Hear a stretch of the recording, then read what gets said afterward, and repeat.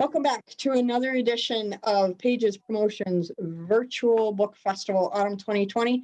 This is a production of Indie Reads TV, and we find our home on CNM TV in Troy, Michigan, where they give us a lot of latitude to have a lot of fun. This is D.A. Reed. We all know her as Deborah because we've really gotten to know her well because she keeps showing up for these wonderful events all month long. And we're just going to pick her brain today and talk about her writing and talk about some other fun stuff. We hope that everybody's going to join in on that conversation. So welcome back, Deborah. Thank you for coming. Thanks for having me. Sure. We have so much to talk about, and we don't nearly have as much time as I would like. So you're going to have to come back in February so that I can ask you more questions. But to start with, first of all, I want to say congratulations on the Moonbeam Children's Book Award. That was awesome. Can you remind us which title you won that for? It is for my young adult novel, D.A. Accepted, which is this one right here. Which, awesome. Tell us about that, because we didn't talk about the last time you were here. Yeah, all of my young adult novels tend to revolve around issues that kids, and adults deal with today. This one actually came about because I was about to start a new novel, and I asked my husband, who's a teacher, I said, what are kids really struggling with right now? And he said, these stupid dares. He's like, they dare each other to do things, and kids are dying because of it. They're ending up in the hospital because of it. And it's all because they want to be popular and that type of thing. So D.A. Accepted is about a teenager, Aiden Trigg, who is tired of being the butt of everyone's jokes. And so he starts a YouTube channel where he accepts every dare that comes in and videos them and posts them online. And at first, it's kind of like to get respect. It turns into more than that, to where he just really, he starts caring too much what these kids think of him, and we all feel that. We all feel the need for affirmation and to be accepted and that type of thing. And it goes too far, and there's a dare that ends with horrible results, and he's kind of left having to know that nothing will be the same. And was it really worth it? Was caring what these kids thought about him really worth the cost of what happened? Wow, extraordinary. That's an awesome topic to cover in a YA novel, so I really applaud you for that. And I've had author friends who have been a part of the Moonbeams Awards before, and I had one friend who won a bronze medal, and so I know it's a serious award. It's a serious recognition. So I'm like super, super proud of you. I just think it's awesome that you got that. Thank you. I'm very excited. It's very cool. When do they ship your medal to you in the mail? I think they said they're going to be shipping everything out about the 27th of this month. That's so cool. Yeah, usually they have like a whole ceremony and that type of thing, but because of the one plague or whatever you want to call it. Yeah. Well, this takes place up in Traverse City every year, right? Yes. Yeah, it's very cool. They focus on kids' books, and it's an amazing program. I just love it. Yeah. So congratulations. Very, very cool. I'm going to invite everybody to turn on their microphones at this time. And if you have questions from the last time that Deborah was here and she read from her work, or if you have new questions for her about her YA novels, or if you just feel like, picking her brain about stuff, feel free. She's open to just about anything, with the understanding that this is a family-friendly program. Deborah, I only get to say that because the last time you were here, the piece you read was kind of fun. So, with that in mind, who would like to go first? Go, Angela. Deborah, how long have you been writing, and have you, what do you like writing most, YA or other genres, or what? Well, I've been writing since elementary school. I've written short stories since elementary school. I wrote my first novel in high school, which didn't really go anywhere until my 20s when I revamped it. So, it didn't sound like a 14-year-old wrote it. And I started out writing in like the mystery suspense, which I really, really love. I love the mystery and suspense that just kind of leaves your jaw dropping, wait, what just happened? Or, having people read it, not knowing, is the main character actually going to survive through this? Like, I like throwing in those twists and turns.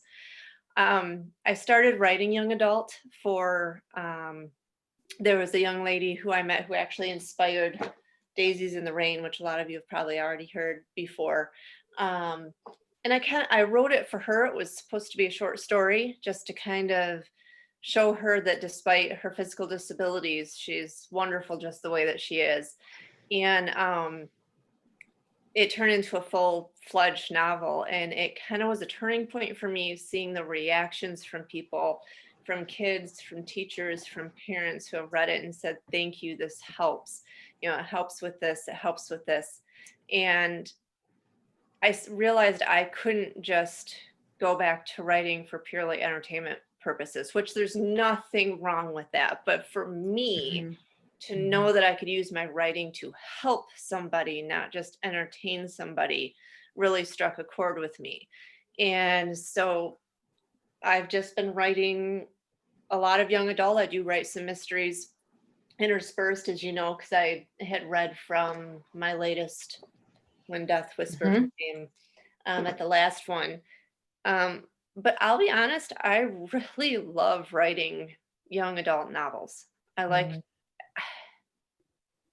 not even sure what about it. I do feel like I connect with the characters probably a lot more than any other novels that I've written.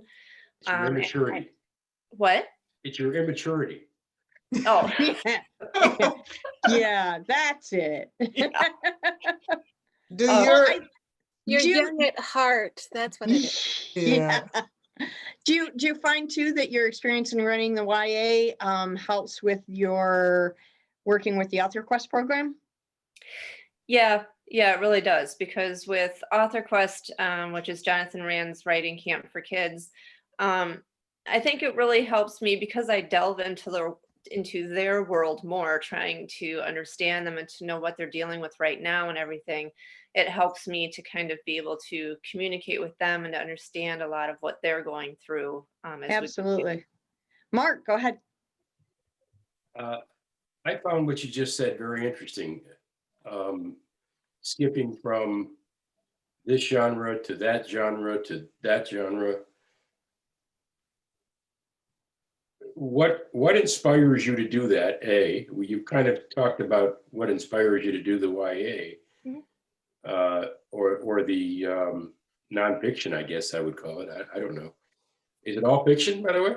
It is all fiction, yeah. Okay. I just call the YA realistic fiction because it does deal with I know the feeling. issues. Yeah. You sit down to write a book. What causes you to pick this versus that versus this versus that? Do you write them all together at the same time? Do you go from this DA read to that DA read? How do you do that? Because I mean, I write one genre, and that drives me crazy all by itself. I don't know how I don't know how I could do You'd this. hate to be in my head. Go ahead, Deborah. Well, I'll ask you the same question then, but we'll talk about that later. I write one novel at a time. If I'm working on young adult, I may get an idea for a mystery novel, but I will write it down and I might continue making notes if something comes to me, but I will not start writing it until I'm done with the YA, because I want my mind focused on that. I don't want to have to be distracted by something else and then to have that distraction evident in what I'm writing at the moment. About the only time I will ever mix the two is I do write short horror stories under the pseudonym H.G. Evans. And because those are short and I can usually do those in a day or two, I might, if I get a really good idea that I really just don't want to forget, then I'll write that out. But even typically then I'll make notes and come back to it after I'm done with the project I'm working on. And what Awesome. what causes you to choose which author you're going to be at a given moment? Typically I like to release my young adult novels in the spring.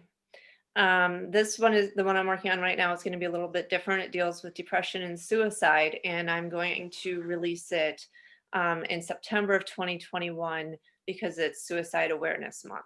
And I'm hoping to partner with a lot of different groups to kind of help get it out there, get it in the hands of young people during that time. After I get done with that, typically my mind is kind of like, so if I do something, I might choose to write like some of the short horror stories that I've had rattling around in my head because they're short. I don't have to think quite as hard about them.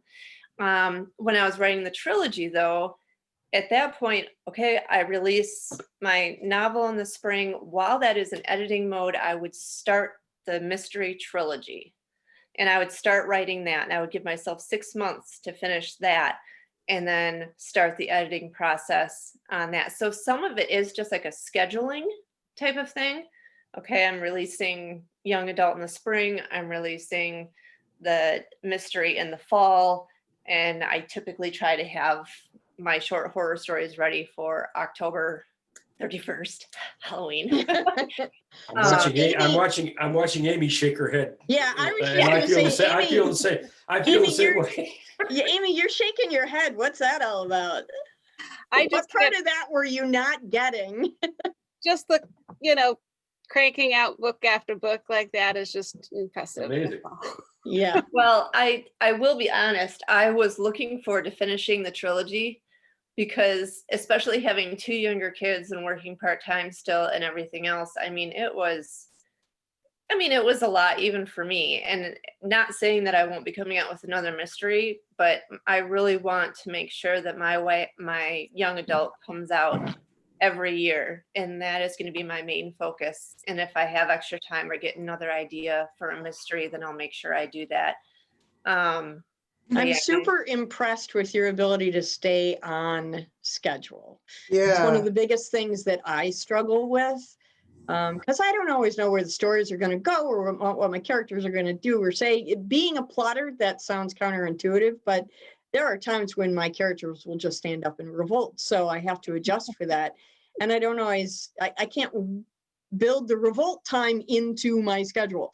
So I'm super impressed that you can actually keep to a release schedule like that. I was going to say raising kids is a mystery. Yeah. Trying to balance all that and write. So kudos to you. Yeah, absolutely. Part of it is I have to give myself a deadline. Like my husband will look at me. He's like, you are like so stressed out over like a self-imposed deadline that you don't necessarily have to have. And I'm like, if I do not have a deadline, I will procrastinate. I will let that, writer's block moment drag me down for 2 months. I'm like, if I have a deadline, I don't have a choice. I've got to push through. I've got to do it. I also run a lot. I'm a long distance runner. And so a lot of times when I'm running, I will plan out or be thinking about what's going to happen next. How is this going to happen? And how is this going to move into this over here? Or if I'm having a problem, like there was one time I saw my friend Stacy on the trail and she's like, hey, how far are you going? I'm like, until I figure out this plot issue. And it ended up being about 5 miles. So it wasn't too bad, but yeah, I read a quote. I can't remember who said it. Something about, I'm paraphrasing, something about the majority of a writer's work gets done when they're not actually writing.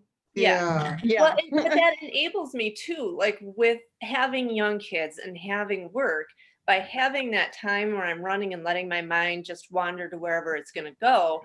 By the time I have time to sit down, I know what I'm going to write. I'm not sitting there going, what am I going to write about right now? I've only got an hour, but I don't know what to do.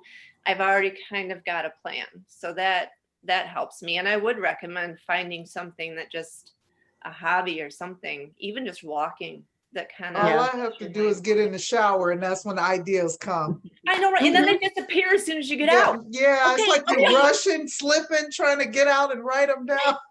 So okay, I'm going to give you guys this. I've said it before. I've talked to a lot of authors about this. Here it is, because you have problems in the shower. Go to an art store. Buy a grease pencil. Yeah. Seriously. I like that. I have done this and it works. Go to an art store, buy a grease pencil. When you get an idea in the shower, write it on the walls. I'm You writing won't it down. lose it. You won't lose it. Then when you get out of the shower, dry yourself off, get, change, put clothes on, dry your hair, do your makeup, whatever you're going to do. And then go back and transfer what's on the wall onto your paper or your tablet or your phone, whatever you want to put it into. Take your bathroom cleaner, spritz off the wall, wipe it down. It's ready for tomorrow.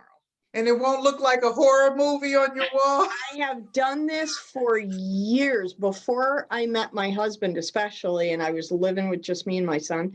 I had stuff all over the bathroom wall, and it works beautifully. And he still Really good married you. Constantly losing stuff in the Yeah. steam. And the guy Right? still married you? Oh, yeah. Oh, yeah. He looks at me a little crooked, but yeah. I can't read my own writing. That's the problem. Well, So Deborah, when you run, then do you take a pen or in a fanny pack, or you just rush back home and write it down? Do you dictate in your phone? Yeah, any of that? very rarely have I ever stopped to write something down. I can typically remember it from that point. Like I might walk in like there was one time I had kind of like a poem in my head from my run, and I walked right inside, grabbed my journal and started writing. I'm dripping sweat everywhere. My husband's looking at me like, what are you doing? And I'm, like, and I'm just writing. But typically, especially like if I'm writing a novel or that type of thing, I can remember it fairly easily because it's more of a larger concept. Whereas the poem I posted a few days ago from my run on the Pages promotions site, Yeah. that I was like repeating, like I was on a 10-mile run, and for that entire hour and a half, I was repeating those lines to myself over and over and over because I knew if I didn't, and I thought about stopping. I really did. But I'm also one of those runners where it's like, I grew up running with my dad, and he's like, you don't stop, you don't stop, you don't stop. You just keep going, you push through. So I have a really hard time stopping. Got it. Anyone else have questions for Deborah? Anybody? Go, Kate. Go, Kate. So without asking for any spoilers, because I love that idea, that's just so cool about, the idea that this kid is taking these dares and everything like that. When you're writing that for YA, how did you work around the reality that in real life he'd be getting some really sick and twisted and not YA type dares because that's the creepy world that we live in? Did you have to work around that, or did he, again, without spoilers, have something set up where the creepy weird dares didn't come in? Quite honestly, I don't think my mind quite went to that. It was one of those where I kind of had it be where people were just kind of testing it out. Like they were just giving him little things, and then it kind of built. And as people saw that he was actually doing this, he was actually taking every dare, he was actually videoing them and posting them, then they got more risky, then they got more dangerous. And then one of them kind of got a little bit more twisted, and so it was almost like I kind of played it as the kids were just kind of seeing what was going to happen first, if this was actually going to keep going, and then they started being more. That's really interesting because in real life, what happens is things escalate when notoriety is introduced, right? Yeah. So the minute you get your 15 minutes, somebody else wants 15 minutes. And so things escalate and get more and more intense. I think writing it that way keeps it very real. Yeah. That's the influencer culture in a nutshell. Everybody's always having to do the next craziest thing and the next craziest thing to get those views and those clicks and that attention. Yeah. Any other questions for Deborah? Go, Luba. First of all, congratulations, Deborah, on the award. But you've mentioned a couple of times that you work with a marketing manager. So I wanted to ask when that person came into your life and what your relationship with that person is like. Well, he actually, he came, his name is Jerry Osinski, and he came into my life about 13 years ago. We play on the church praise team together for the contemporary service. He plays keyboard, more just kind of like sound effects, and I play piano. He was the marketing director for Steelcase Furniture. Mm. And so I don't know, we just knew each other, and he recently was laid off from Steelcase Mm. just before like all this COVID stuff happened. And we were just talking one day. I'm like, I just want to write. Like, I am so overwhelmed with this whole marketing thing and all the different things you need to do. And I know I need a website and everything. He's like, well, hey, I've got time. And you're one of my really good friends, so I don't mind doing it for you. So honestly, out of the goodness of his heart, he has been doing it for me for the occasional bottle of whiskey and cookies and things like that. And he's just a very, very good friend of mine who's willing to step up and to help me. And I think I've said it before. I've had someone tell me at one point in my life, if they kind of like you, they'll do it for a discounted price. If they really like you, then they'll do it for, you know, a plate of cookies. If they love you, they'll do it for free. And so, I mean, and I've kind of found that to actually kind of be true. And just the fact that, you know, we are really good friends. Him and his wife are just both really good friends with my husband and I. And he's been willing to do it, and I'll just go over there and we'll sit down and we'll figure it out, and he'll give me pointers on what to do and how to do it. And he helps update my website. He designed my website. It's That's just awesome. So if I make him a plate of cookies, you think he'd want to? he might. I make really My- good brownies too. So. My kids work for me and they don't do it for free. That means they don't love me. Oh, okay. No, I didn't mean it like that. Your kids love you, Mark. no, Mark, that means they know how to get what they need from you. Got it. Got it. Mary, you had your hand up earlier. Did you have a question? You have to turn your microphone on, dear. Microphone. Can't hear you. Okay, we'll give you a minute to find your microphone. Does anybody else have questions? Oh, Oh, there you are. Go ahead, Mary.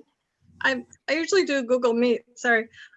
So I'm wondering about the boundaries that between YA and say adult fiction. When you write your book about suicide, how do you decide where to stop when it would be appropriate for YA as opposed to adult fiction?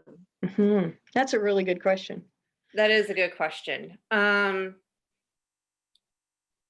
going to say I don't completely know. I have read quite a bit of young adult, I mean, like I am devouring young adult books while I am writing this. And many of them have had that depression and suicide theme, so I could see what other authors were doing and that type of thing, even though it was still labeled YA. I also have some very trusted friends who I know have struggled with this personally, who I'm going to be giving it to read through before it is published, before it even goes to my editor, probably, to go through it and to make sure that it's giving the message that it needs to give, but also that it is appropriate for the age frame.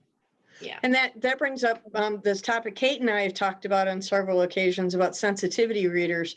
So I'm really, really glad that I see other authors, you and a couple of others that we've talked with, you've mentioned the impact of sensitivity readers. So I'm really, really glad to hear you say you're doing that. Yeah. That's very awesome.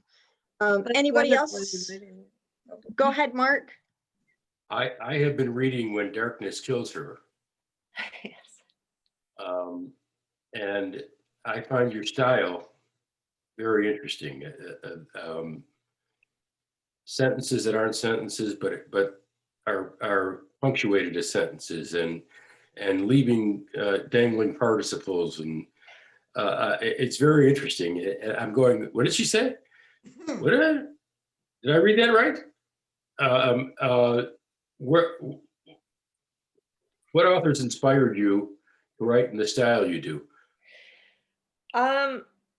quite honestly, I can't think of any You specific. like that phrase, that quite honestly phrase. Lie to me, please. Yeah.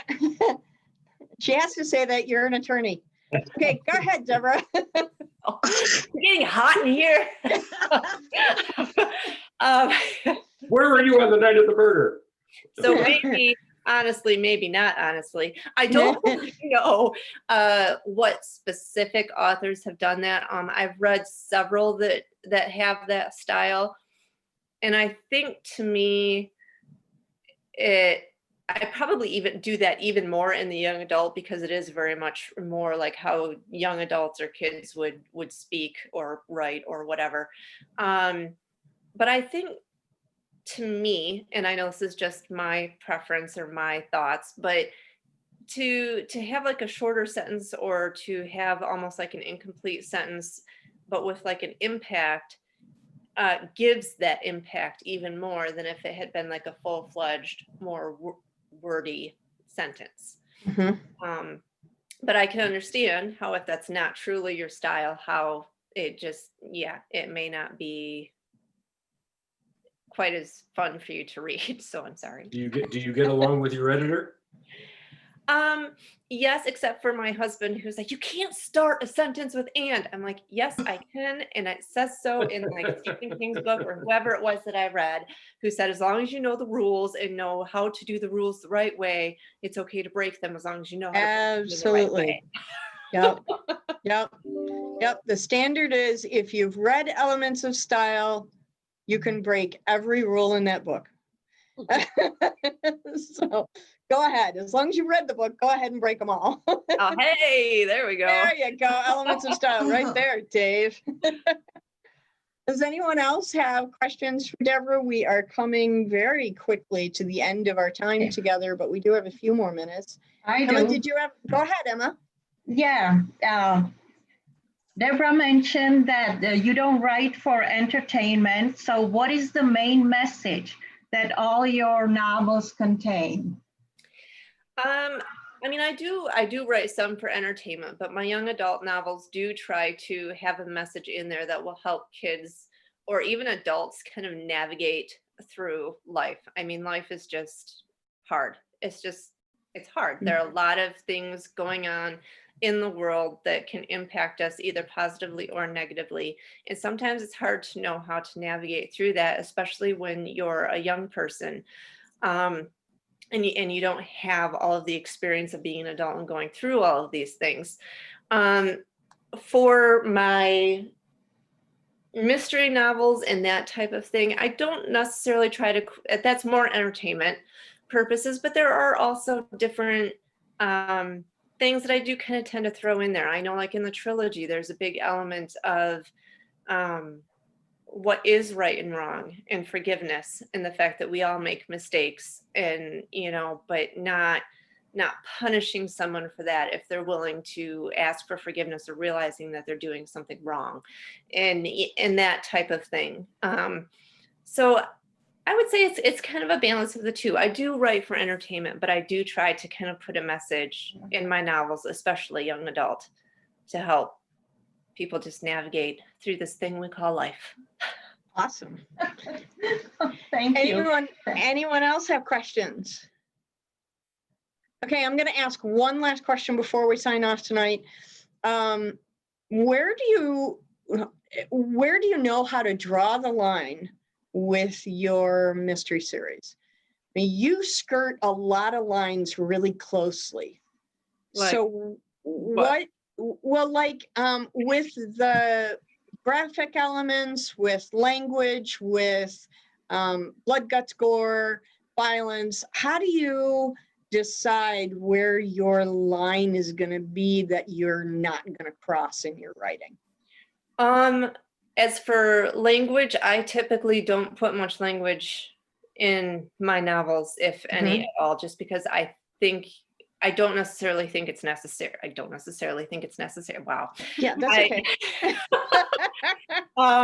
It's late. It's all right. Yeah, it's been a day, trust me. Yeah.